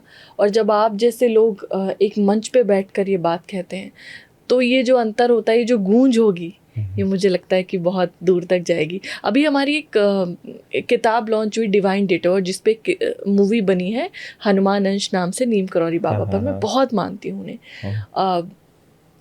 उनकी पिक्चर में एक वाकया दिखाया है, शिव भक्त था वो, और जब बाबा तपस्या करते हैं गुफा में अंदर, तो वो जब जाके अंदर देखता है तो वो उनको सांपों में लिपटे हुए लगभग 20-25 सांप, और वो हड़बड़ाता हुआ भागता हुआ आता है, हरे हरे शिव शिव शिव शिव। फिर वो अगले दिन जब बाबा उनसे मिलने जाते हैं और वो होश में आते हैं, तो वो कहते हैं कि बाबा हमने आपको देखा कि आप सांपों से घिरे हुए और बिल्कुल एकदम ध्यान मग्न स्टेज में आप बिल्कुल भोले लग रहे थे। तो उन्होंने पता है क्या बात बोली? उन्होंने कहा कि आंखें वो देखती हैं जो दिल में होता है, और दिल वो देखता है, दिल में वो होता है जो अपने अंदर होता है। यानी तेरे अंदर शिव है तो तुझे शिव दिखे, मेरे अंदर बजरंग बली है तो मुझे बजरंग बली दिखते, किसी के अंदर भगवान नारायण है तो उन्हें नारायण दिखते। यानी जो आपके अंदर है वो उसी रूप में दिखे। और इतनी सुंदर फिल्म है ना, मैं 2 बार देख चुकी हूँ, और मैं कम से कम जब तक लगेगी मैं रोज देखूंगी जाके। अच्छा, मैं वही बता रहा था, नीम करौली बाबा ने मैं बहुत बार प्रयास किया हूँ जाने का, जब वक्त आएगा तभी और ये देखेंगे ना कि मैं ना मतलब केदारनाथ बार बार जाता हूँ जी, क्योंकि वहां से बुलावा आता है। और वो रास्ते में ही पड़ता है। हाँ, रास्ते में पड़ता है। मैं इस बार भी सोचा था जाऊंगा, नहीं जा पाया क्योंकि उन्होंने मुझे उस लायक नहीं लेकिन अब समझा। आपका बुलावा आ गया है, आप जल्दी जाएंगे। मुझे शायद उन्होंने उस लायक नहीं समझा। अब आप जल्दी नीम जाएंगे। करौली बाबा, आपकी किताब जिस पर नीम करौली बाबा के ऊपर हाँ, फिल्म डिवाइन बनी है, डिटोर, डिवाइन डिटोर, जी। जिस पे ये हनुमान अंश, हनुमान अंश आया है मूवी, मैं उसकी बात कर रहा हूँ, बता रहा हूँ। नीम करौली बाबा, आपको पता होगा स्टीव जॉब्स आए थे, स्टीव जॉब्स आए थे, मार्क ज़करबर्ग आ चुके हैं, बहुत विदेशी तो बहुत आए हैं। बहुत लोग आए हैं। जी जी। क्या आप समझ सकते हैं कि वो क्या शक्ति है जो खींच के लाती है? वो जो शक्ति है सिर्फ सीताराम है। सिर्फ सीताराम, वो शक्ति है ना। वो भी बताया ना कि इंसान जो अपने अंदर में जो होता है ना, वही चीज में वो दूसरे लोगों को देखता है। आपको पता होना चाहिए। अगर मैं तो नहीं ऐसा करता हूँ, अगर कोई एक आप देखेंगे कि कोई दारू पीता है, आप देखेंगे उसको शराबी ही दिखने लगेगा। हाँ, आसपास हाँ। उसको हमेशा आपके मन में जो है ना, वो आपको आसपास दिखने लगेगा। जैसा चश्मा आपने लगाया है जैसा ना, आपकी चश्मा असलियत वैसी ही असलियत होती है। वैसी ही दिखेगी। बिल्कुल। तो इंसान, एक भक्ति करने वाले इंसान को हमेशा भक्ति करने वाले लोगों से ही संगति होती है, और उसे हमेशा वैसे ही लोग मिलते हैं जो भक्ति भाव में डूबे हुए होते हैं। अब होता क्या है कि हमारे अंदर में क्या भावना है, हमारे अंदर का जो अहंकार है, हमारे मन में जो मिथ्य है, होती क्या ना कि हाँ, शुरू से हम लोग सुनते आए हैं, अधजल गगड़ी छलकत जाए। अब होता क्या है कि little knowledge is very dangerous thing. हमें ज्ञान तो होता नहीं है और हम अपने आप को ज्ञानी मानने लगते हैं। मैं अपने आप को ज्ञानी नहीं मानता हूँ, मेरे पास तो कुछ नॉलेज नहीं है। सारी बातें जो मैंने अभी करी सब व्यवहारिक ज्ञान है, जो मुझे जीवन में भी मैं देखा है मैंने जीवन। मैं सिर्फ व्यवहारिक ज्ञान करता हूँ, मैं किसी को नहीं कहता मुझे फॉलो करो। तुम अपने अंदर जो है ना अहंकार को त्याग दो, अपने अंदर सत्य ले आओ, अपने अंदर ईमानदारी ले आओ, दूसरों के प्रति करुणा ले आओ। किसी असहाय व्यक्ति के ऊपर अगर कोई ये जुल्म कर रहा है तो आप खड़े हो जाओ। यही तो भक्ति है। और जो भक्ति में शक्ति है वो किसी चीज में नहीं है। बिल्कुल। मैं तो प्रेमानंद जी को भी जब सुनती हूँ तो वो बड़ी अच्छी बात बोलते हैं। उन्होंने हमेशा ये कहा कि घर में अगर बच्चे स्कूल जा रहे हैं, हस्बैंड को स्कूल जाना है, तो पहले उन्हें खाना बना के दो। मंदिर में 2-3 घंटा, मेरी मदर हमेशा कहती थी कि उन्होंने कभी मुझे नहीं कहा कि दिया जला के जा, उन्होंने हमेशा कहा तेरे दरवाजे से कोई भूखा ना जाए, तेरी वजह से किसी को दुख ना हो। आज भी बात करती है ना वो मुझसे, अब तो मैं कितनी बड़ी हो गई, पर वो एक ही चीज़ रखती है, बेटा हमें किसी के साथ गलत नहीं करना, कोई तुम्हारे साथ कितना बुरा करे तुम्हें किसी के साथ बुरा नहीं करना। उन्होंने मेरे लिए भक्ति वही है, दूसरों की मदद करना, प्रसन्नता देना। कई बार ऐसा होता था पहले, मैं लोगों की हेल्प कर देती हूँ, मेरे पास महीने के अंत में पैसा ख़त्म हो जाता था, मुझे लगता था कहाँ से, वो पता नहीं कहाँ से ईश्वर इंतज़ाम कर देता था। वो करता है। मेरे साथ भी कई बार ऐसा हुआ है कि मैं अभी तो समय बदला है, एक समय था कि 50 रुपये मिलते थे, हाँ, उसको जमा करके किसी की मदद कर देता था। वो आप जो खुशी में प्राप्त होती थी, पता है आज आप जहाँ है ना विक्रम जी, वो उसी की वजह से। देखिए मैं एक चीज बताता हूँ आपको पता होना चाहिए, आपके हाथ की लकीर है ना, इसमें सब कुछ लिखा हुआ है। सच्चाई है ये जी। आपके जो कर्म होंगे ना, जो आपको प्राप्त होगा ना, आपके हाथों के लकीर में है। लेकिन इसको कौन बदल सकता है पता है? आपके कर्म बदल सकते हैं। लेकिन एक और चीज़ आपको पता होना चाहिए, ये भी मैंने किसी मूवी से सीखा, मैं बहुत फिल्म देखता हूँ, मैंने बताया था आपको अगर जीवन में कुछ बनना है ना, तो हाथ की लकीरों से नहीं, दूसरों की दुआओं से बनेंगे। बिल्कुल। दूसरे के हाथ आपके लिए उठने चाहिए। और ये कब उठेंगे? जब आप किसी के लिए कर्म करेंगे, आपके कर्म अच्छे होंगे। अरे विक्रम मिश्रा क्या है? एक पानी में खींची हुई लकीर के बराबर है। हर मनुष्य जो है ना, पानी में खींची हुई लकीर के बराबर है। एक लकीर खींच के तो देखिए, तुरंत मिट जाएगा। आपके कर्म आपके याद रखे जाएंगे। सिर्फ आपका कर्म, आपने जीवन में किया क्या है, यही आपकी आइडेंटिटी है। सिर्फ इतना आप सीख गए, इतना हमारे व्यूअर्स सीख गए, सब चीज़ की प्राप्ति हो जाएगा। हम सभी ना उसी उलझन में उलझे हुए हैं। मेरा तेरा, तेरा मेरा, ये उसका वो उसका, जीना कैसे है, सीखना कैसे। अरे भाई दूसरों के लिए तो सीखो। आप जिस किताब के बारे में ये हमारे पास रखी भी है, train your brain to win, इस किताब में आपने क्या लिखा है? मैंने बताया ना आपको, सारा चीज़ एक ही सारांश में मैंने आपको बता दिया कि आपको जीत जो है ना, आपकी सोच से मिल सकते हैं। आप अपनी सोच को सही कर लें, आपको जीत मिल जाएगी। आपको वो हर चीज़ मिल जाएगा जो आप चाहते हैं। अपनी अपनी सोच को ना आप पॉजिटिव लाइए। दूसरों के लिए कभी नेगेटिव मत सोचिए। अगर गलती से भी, पता है मैं आपको बताता हूँ, मैं ये नहीं कह रहा हूँ कि ये मेरे कर्म अच्छे, पता है अगर हमें लग जाता है ना, मैं आपको एक छोटा सा इंसिडेंट बताता हूँ। एक बार क्या हुआ कि मैं एक जगह गया था, मेरी गाड़ी लगी हुई थी और एक छोटा सा कुत्ता का बच्चा ना जन्म लिया था। तो ठंडा का टाइम था, 2-3 कुत्ते के बच्चे ना गाड़ी के नीचे आ गए और पता ही नहीं चला, एक कुत्ता का बच्चा मर गया। आज तक मैं भगवान से ना माफ़ी मांगता हूँ हर दिन, हे भगवान मेरे से क्या गलती हो गई थी, मेरे से क्या गलती हो गई। मैं ये कहता हूँ, हमें हमेशा भगवान से माफ़ी मांगना चाहिए। अगर कोई गलती से भी गलती हो जाए ना, हम लोग तो वो मनुष्य हैं कि एक मक्खी नहीं मारते होंगे। मैं सच बताता हूँ, एक मक्खी के मर जाने के बाद भी भगवान से माफ़ी मांगते हैं। समझ गए? तो मैं ये नहीं कहता हूँ कि हर कोई बुरा है। मैंने शुरुआत में भी कहा था आपको कि इस धरती पे हर कोई बुरा है, इवन मैं भी बुरा हूँ, मेरे से भी गलतियाँ हुई हैं, हो जाती हैं। अच्छा वो है जो कम बुरा है। हमेशा प्रयास करना चाहिए कि हमसे कम गलतियाँ हो, हमसे कम बुराई हो, हम कम से कम। पता है हम मंदिरों में जाते हैं, बाहर निकल के कुत्ते को डंडे से मारना शुरू कर देते हैं। अरे भाई वो कुत्ता जो है ना, पता है शिव को सबसे ज़्यादा प्यार किससे है? जानवरों से नहीं, उसमें काल भैरव कुत्ते पे बैठते हैं, कुत्ता उनका वाहन है। काल भैरव कुत्ता उनका वाहन है। काल भैरव भी शिव के अंश है, शिव का ही एक स्वरूप है।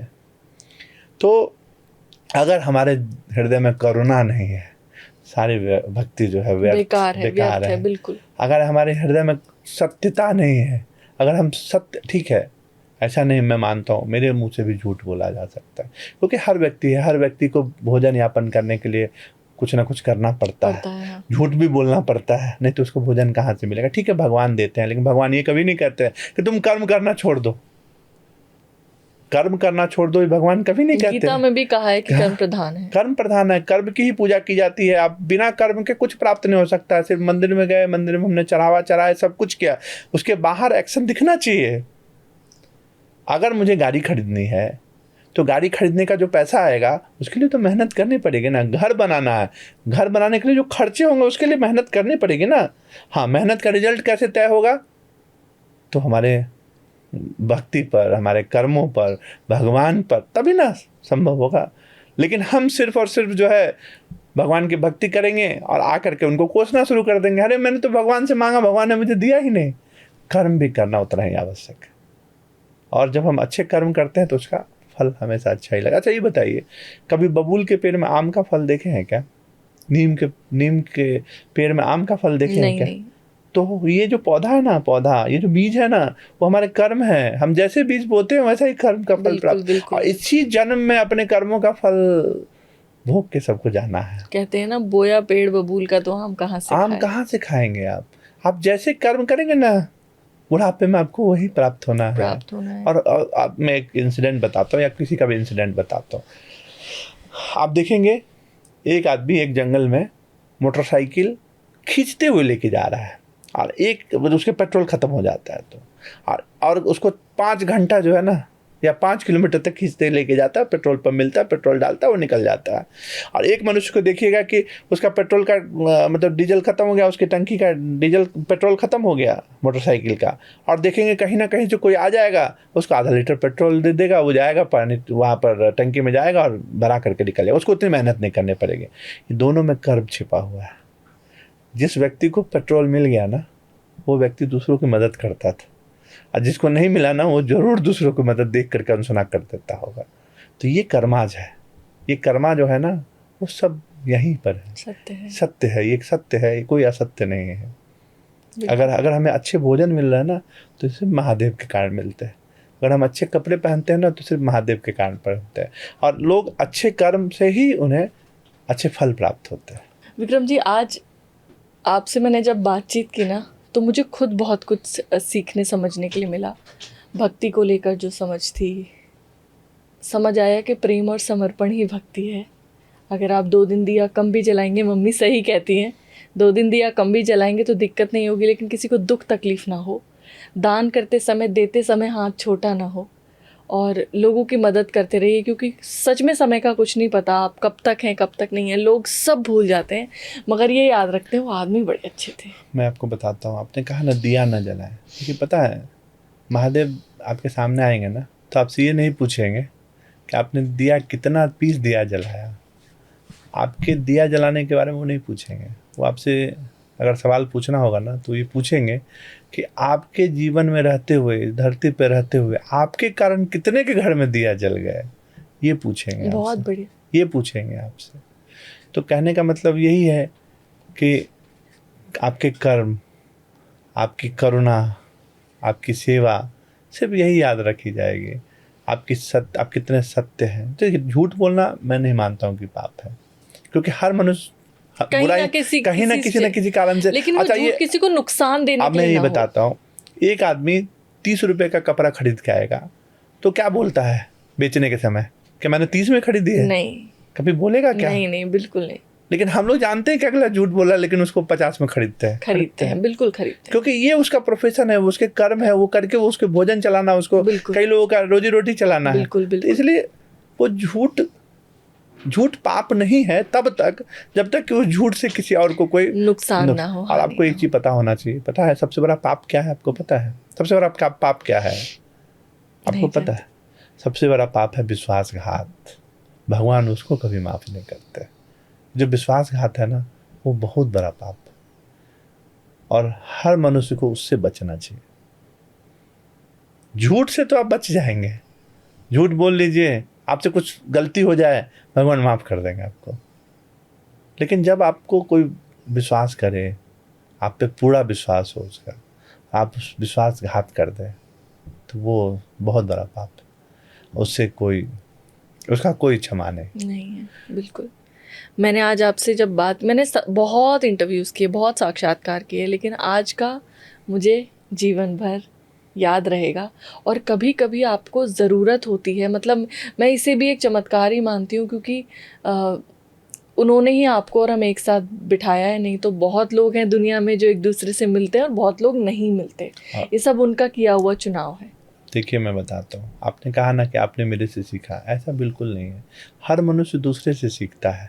शायद मैंने आपसे बहुत कुछ सीखा है, और आपका जो नीम करोली बाबा के प्रति आस्था है, मैं वहाँ तक तो पहुँच भी नहीं पाया। आप सर और हनुमान जी के प्रति जो आपकी आस्था है, और आपको पता होना चाहिए हनुमान जी भी महादेव के ही अवतार हैं। और एक मैंने दूसरे से सीखा है, और मुझे पता है ये चीज़, सुना है, क्योंकि मैं जो भी बातें कर रहा हूँ सुने सुनाई बातों को कर रहा हूँ। ना तो मेरा कोई किताबी ज्ञान है, ना कुछ ऐसा व्यवहारिक ज्ञान है। एक ने मुझे बताया था कि वो न्यूरोलॉजिस्ट है, उन्होंने मुझे बताया था, और ये सत्य है। मैंने इसका थोड़ा थोड़ा ये किया कई किताबों में, क्योंकि बहुत सारी चीज़ें जो हमारे जीवन में है भगवान के प्रति, वो अवधारणा है, धारणा है, मिथ है, किताबी ज्ञान है। क्योंकि ईश्वर को किसी ने देखा नहीं है ना, नहीं देखा है। जिस रूप में हम उनको देख रहे हैं, उस रूप में लिख रहे हैं, उस रूप में वो कर रहे हैं। तो उन्होंने कहा था कि जब माता सती का देहांत हुआ था, और माता सती को लेकर के शिव वैराग्य, माता सती के देहांत होने का कुछ दिन के लिए शिव जो है वैराग्य धारण कर लिए थे। उसी समय प्रभु श्री राम धरती पर आने वाले थे, और शिव ने कहा कि हम आपके शिष्य के रूप में, हम आपके सेवक के रूप में, हम भी धरती पर जन्म लेंगे। और वो जो काल था, वो हनुमान जी का काल, वो शिव अवतार के रूप में है। और जब फिर माता पार्वती का जन्म हुआ, तारका का वध होने वाला था, तारकासुर का। कार्तिक के जन्म के बाद ही तारकासुर का वध होता, तारकासुर का। और कार्तिक को जन्म लेने के लिए शादी होनी जरूरी थी शिव भगवान के, क्योंकि हमने भी बहुत जगह वो फिल्मों में और सीरियल्स में देखा है। तो माता पार्वती का जन्म हुआ, सती ने फिर माता पार्वती के रूप में जन्म लिया, हिमालय की पुत्री के रूप में। और जन्म लेने के बाद फिर शिव का, भोले बाबा का शादी हुआ। तो जो वो जीवन काल रहा है महादेव का, वो हनुमान जी के रूप में रहा है। और हम सभी ना, मैंने बताया ना आपको कि आप जैसे हैं ना वैसे लोगों से मिलते रहते हैं, तो कहीं ना कहीं आप हनुमान जी के भक्त हैं, तो आपसे मिलना एक संयोग हो सकता है। तो होता क्या है कि हम हर कुछ, जो इंसान ये सोच लेना कि वो परम ज्ञानी है, वो कुछ नहीं है, उसके पास तो कुछ है ही नहीं। तो हम हमेशा हर दिन दूसरों से सीखते हैं और दूसरों से सीख करके उसको अनुसरण अपने अंदर लाने का प्रयास करते हैं। और अपने अंतिम समय तक जो अंदर लाने का प्रयास करे, अपने आप को बदलने का प्रयास करता है, वो जीवन में हर चीज़ को प्राप्त कर लेता है। तो अभी भी मुझे बहुत कुछ सीखना है, कभी आपसे सीखूंगा, कभी दूसरों से सीखूंगा और सीखते चला जाऊंगा। तो मेरा यही मानना है कि हर युवा को, हर व्यक्ति को सीखते रहना चाहिए। हर दिन हमें दूसरों से सीखने को मिलता है। अच्छा चीज़ का ग्रहण करिए और बुरा चीज़ त्याग कर दीजिए। आज आपको विक्रम जी बहुत सारे शिव भक्त देख रहे होंगे, बहुत सारे शिव प्रेमी देख रहे होंगे जो महाकाल से प्रेम करते हैं। सावन के पावन महीने में बैठ, संयोग नहीं हो सकता ये सब लिखित है, संयोग तो बिल्कुल नहीं हो सकता। आप मुझे जेठ के महीने में मिल सकते थे, आषाढ़ के महीने में मिल सकते हैं, आप मुझे सावन के महीने में मिले हैं, तो ये इत्तेफाक तो बिल्कुल नहीं है। एक महाकाल के भक्त के सामने एक हनुमान भक्त अंशावतार माने जाते हैं, उनके संयोग बिल्कुल नहीं है, ये तो सब उन्होंने लिखा हुआ है। लेकिन आज जो लोग आपको देख रहे हैं, दो तरह के लोग, एक जो शिव भक्ति है या शैविज्म वैष्णविज्म कुछ फॉलो करते हैं, और दूसरे वो जो इस राह के पथिक होना चाहते हैं, इच्छा उनके अंदर जागृत हो गई है।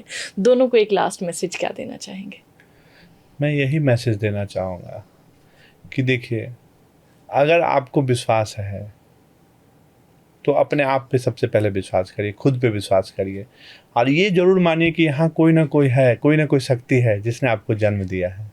हर मनुष्य को किसी न किसी ने जन्म दिया है, मतलब कोई ऐसी शक्ति है जिसने मनुष्य को जन्म दिया है। बिल्कुल। और संसार में कोई ऐसी शक्ति है जो इस पूरे ब्रह्मांड को चला रही है। हम आज भोजन करते हैं ना, क्या खाएंगे ना, वो सब कुछ लिखा हुआ है। और वो कौन, उसके रचयिता कौन है? तो महादेव है, या वैष्णव धर्म में विष्णु भगवान, जो जिस भगवान को हम मानते हैं। तो हमारा यही कहना है उन सभी लोगों को कि अपने भीतर के अहंकार का त्याग करिए, अपने भीतर जो है आपका घमंड, उसको छोड़ दीजिए, अपने भीतर करुणा लाइए। और ये जो भगवान है ना, भगवान की शरण में ही सब कुछ है। जिस दिन आप भगवान के ऊपर सब कुछ छोड़ देंगे, सब कुछ त्याग कर, क्योंकि ये जीवन में मेरे साथ हुआ है, मेरे साथ खुद हुआ है। कभी ऐसा समय था मेरे पास कुछ नहीं था, अगर आज कुछ भी है तो महादेव के कारण है। और एक समय ऐसा आएगा कि बहुत कुछ होगा तो भी महादेव के कारण नहीं होगा, क्योंकि करने वाले तो वही है ना, सिर्फ हम कर्म कर रहे हैं। तो भगवान की भक्ति में जो शक्ति है वो चीज़ कहीं नहीं है। और जो नहीं मान रहे ना, आज न कल वो रियलाइज़ करते हैं।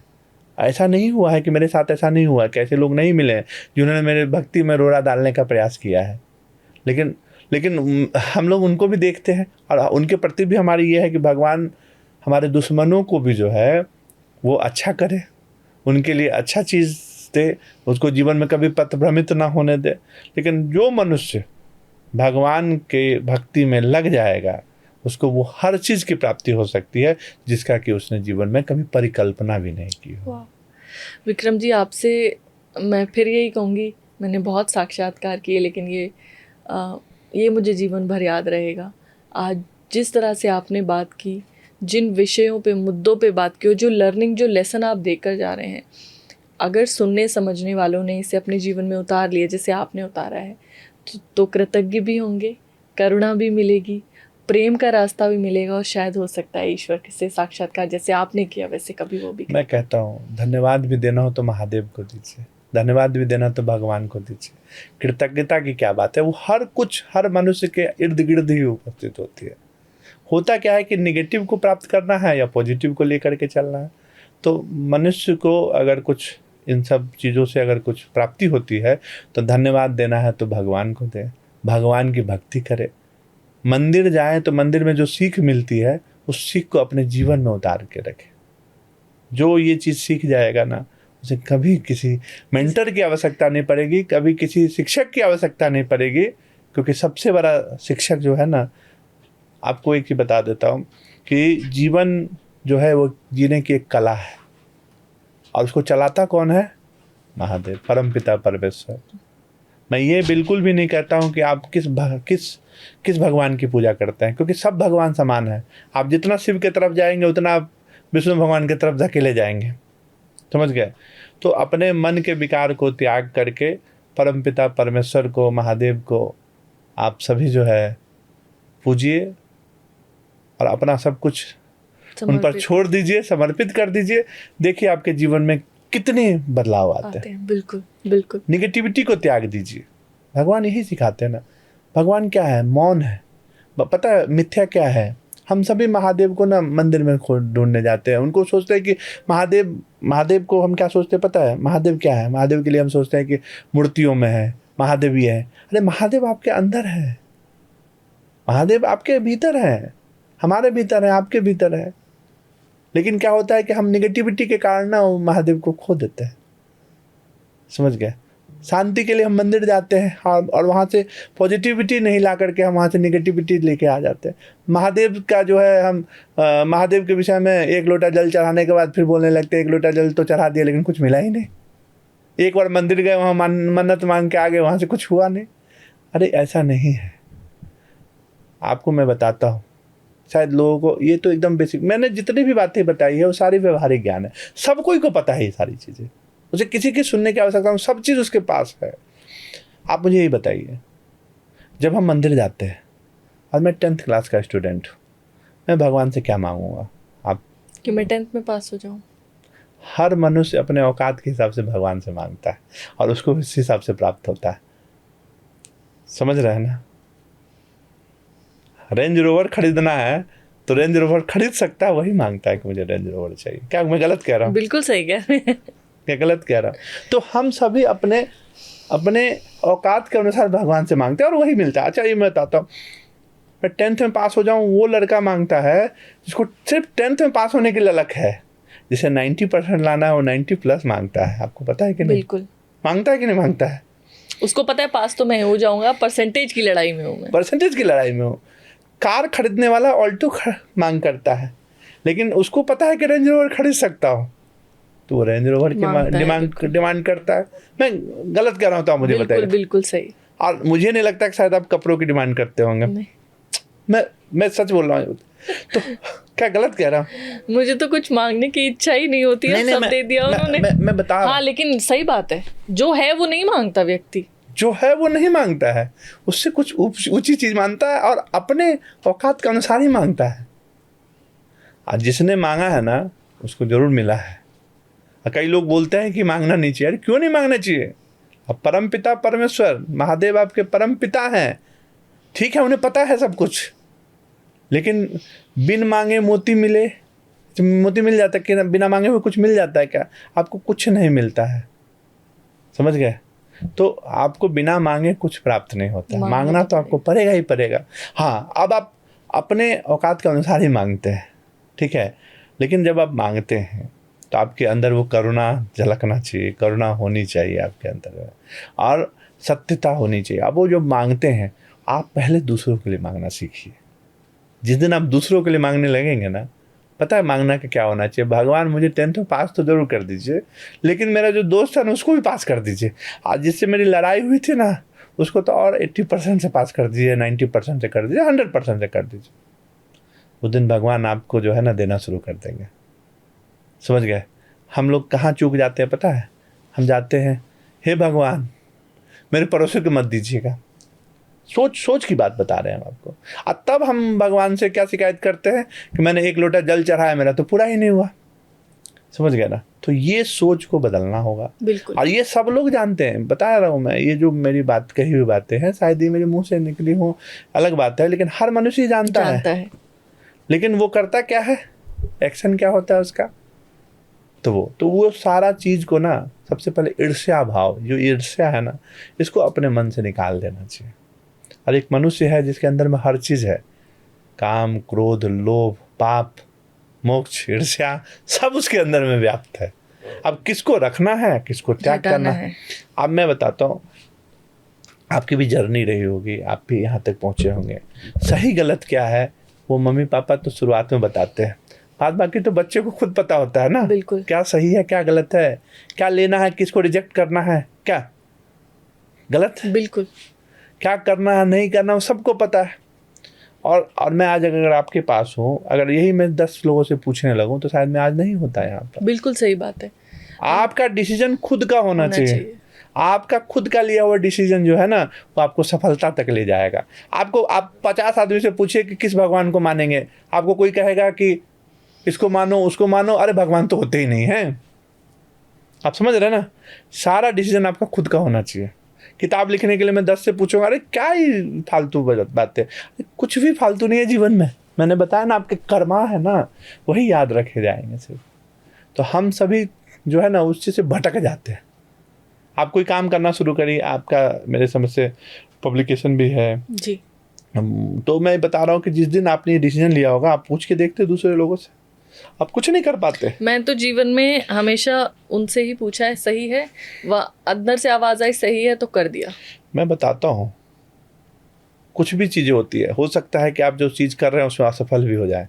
मेरे साथ भी हुआ, मैं बहुत बार असफल हुआ हूँ। सब होते हैं, और हर लोग, और आपको पता होना चाहिए असफलता जो है ना वो जीवन नहीं है। बिल्कुल, असफलता आपका जीवन का एक पड़ाव है, बस स्टॉपेज है, सीखने का एक और मौका है। पता है, आप एक मैंने वीडियो देखा था, उसमें क्या था पता है, उसमें था एक बहुत अच्छा, मैं बताया ना, मैं जनरल किताबों से नहीं, सीख करके ही वो करता हूँ।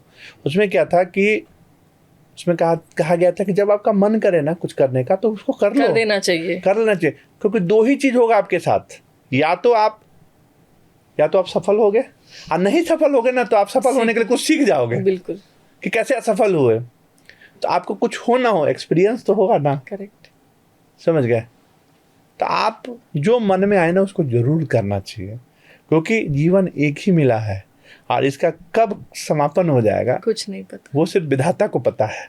तो कर्म अच्छे करे, जो मन में आए वो करे। और एक और चीज़ मैं बताता हूँ, मैं ये चीज़ मैंने रियलाइज किया है, कोई नौकरी करता है ना, उसकी 1 लाख सैलरी, ठीक, उसके खर्चे पता कितने होते हैं, 1,20,000। हर मनुष्य के साथ ऐसा होता है। 50,000 कमाता है, खर्चे कितने, तो 70,000। और हर मनुष्य को ये करना चाहिए, मैं मानता हूँ इस चीज़ को। आपके जितने खर्चे हैं ना, जितने सैलरी है, जितने खर्चे हैं, उससे ज़्यादा खर्च करो, क्योंकि आपको रास्ते मिल जाएंगे कुछ करने के लिए। नहीं तो आपका जीवन ठहर जाएगा। आप 50,000 में खुश हो जाओगे, अब जीवन में कुछ नहीं कर पाओगे। यदि आपको जीवन में कुछ करना है ना तो अपने खर्चों को बढ़ाओ। कहते हैं कि चादर पैर मोड़ना बंद करो, चादर बड़ी करो। हाँ, चादर बड़ी करो। आप एक छोटी लाइन है, आपको बड़ा बनना है तो उसको मिटाना नहीं है, उससे बड़ी लाइन खींचो। हाँ बिल्कुल, उससे बड़ी लाइन खींचो कि आप एक रोल मॉडल बनो लोगों के लिए। आप कुछ कर, क्योंकि आपका कर्म है ना वो आपको बहुत ऊंची तक ले जा सकता है। जब तक आप रिस्क नहीं उठाओगे जीवन में, तब तक कभी कुछ नहीं कर सकते हो। जब तक आप ये कंफर्ट जोन से बाहर नहीं निकलोगे। लोग क्या होता है ना, कंफर्ट जोन में जाकर के अपने आप को रख लेते हैं। अरे ठीक है, 50,000 में चल तो रहा है, 10,000 दोस्तों से उधार तो ले रहे हैं। नहीं, आप जो अपने खर्च हैं उस पर काबू करने की कोई ज़रूरत नहीं है। जब महादेव की शरण में रहेंगे, जब भगवान की शरण में रहेंगे, ऑटोमेटिक आपका कर्म से जो है ना और रुपये खर्च करने की कला आप सीख जाएंगे, और आप व्यवसाय करने लगेंगे, दूसरा कोई काम करने लगेंगे। जब वो भूख आएगी, जब वो नीड आएगी ना आपके अंदर में, तो आपको जीवन जीने की कला सीख जाएंगे आप। यही इस बुक का सार भी है कि आप अपने मन को, मस्तिष्क को कैसे आप ट्रेन करिए जिससे आप जीवन में सफल हो सकते हैं। बहुत बढ़िया, मुझे बहुत अच्छा लगा विक्रम जी आज आपसे बात करके। मुझे पूरी उम्मीद है आज जिन लोगों ने इस पॉडकास्ट को देखा होगा, 2-3 चीज़ें तो आप समझ गए होंगे कि भक्ति मंदिर में दिया जलाने से या सिर्फ अगरबत्ती जलाने से नहीं है। मैं दोबारा कहूँगी, सिर्फ वो भी एक हिस्सा है, आप कर सकते हैं, लेकिन सबसे बड़ी पूजा क्या है? उस ईश्वर के बनाए हुए जो लोग हैं, जो मनुष्य हैं, उनकी सेवा करना, प्रेम करना, भक्ति करना, अहंकार ना होना, आपके अंदर किसी तरह का द्वेष ईर्ष्या ना हो, आपके दरवाजे से कोई भूखा ना जाए, उससे बड़ी पूजा कोई नहीं। आप किसी को 10 रुपये से मदद करके देखिए, फिर उसकी मुस्कान देखिए। किसी ने आपसे उम्मीद नहीं करी हो और तब जब आप किसी के लिए कुछ करते हैं कि भैया ये रख लो, आपके घर में कोई हाउस हेल्प है, आपको उसको 10,000 महीने का देना, आप 10,500 देकर देखिए और उनके चेहरे की खुशी। उसने उम्मीद नहीं की थी, वो तो 10,000 के लिए आया था, लेकिन उस 500 रुपये से आपका कुछ नहीं बदला, लेकिन वो समझ गया कि आप किस प्रवृत्ति के इंसान हैं। क्योंकि हमें सबसे ज़्यादा लोभ जो होता है वो पैसे से होता है, और जब हम उसे अपना समझने लगते हैं तो वहीं से हमारा पतन शुरू हो जाता है। तो अगर मुझे आज के पॉडकास्ट में सीखने के लिए मिला, अगर आज आपको पैसा चाहिए, आपको पद चाहिए, आपको शोहरत चाहिए, आप सब ईश्वर से मांगे, क्योंकि वो उन्हीं का बनाया हुआ है, तो आपको सब मिलेगा। और कर्म करते रहिए, फल की इच्छा मत करिए, फल ईश्वर आपको देगा ही देगा।